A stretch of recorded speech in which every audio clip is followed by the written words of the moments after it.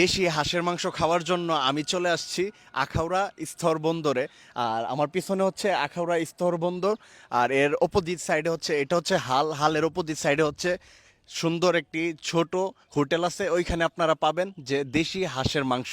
আর এখন চলে যাব ওইখানে হাঁসের মাংস খাওয়ার জন্য। So let's see.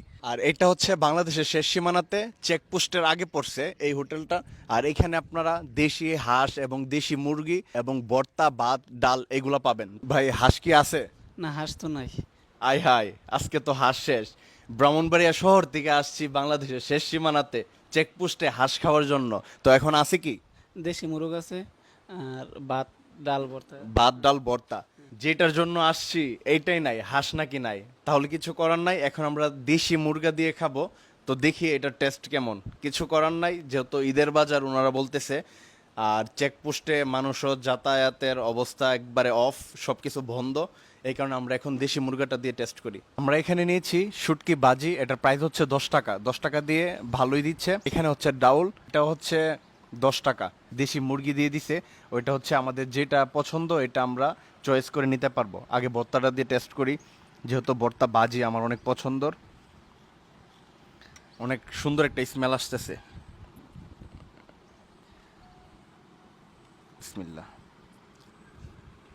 অসাধারণ। লাকড়ির চুলা দিয়ে যে রান্না করে ভর্তার মধ্যেই হচ্ছে স্মেলটা পাওয়া যাচ্ছে।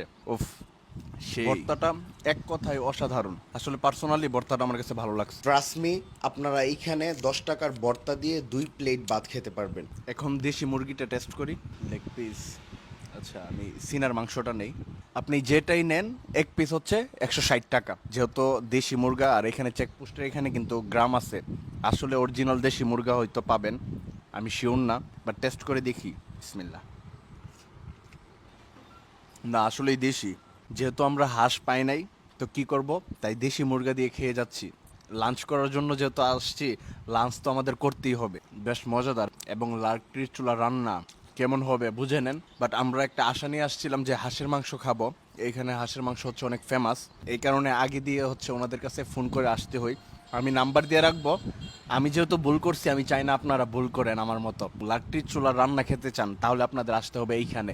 আর এবং ভর্তা, ভাজি, ডাল সব কিছু মিলিয়ে দুর্দান্ত। আর আজকে ওয়েদারটা হচ্ছে অনেক সুন্দর। আর এখানে আপনারা দেখতে পারতেছেন ওই যে চেকপোস্ট, এটা হচ্ছে ইন্ডিয়া।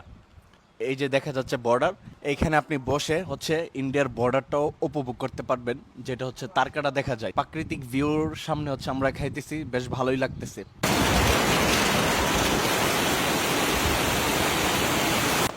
বৃষ্টি পড়তেছে আর আমরা খাইতেছি, কি সুন্দর ওয়েদার।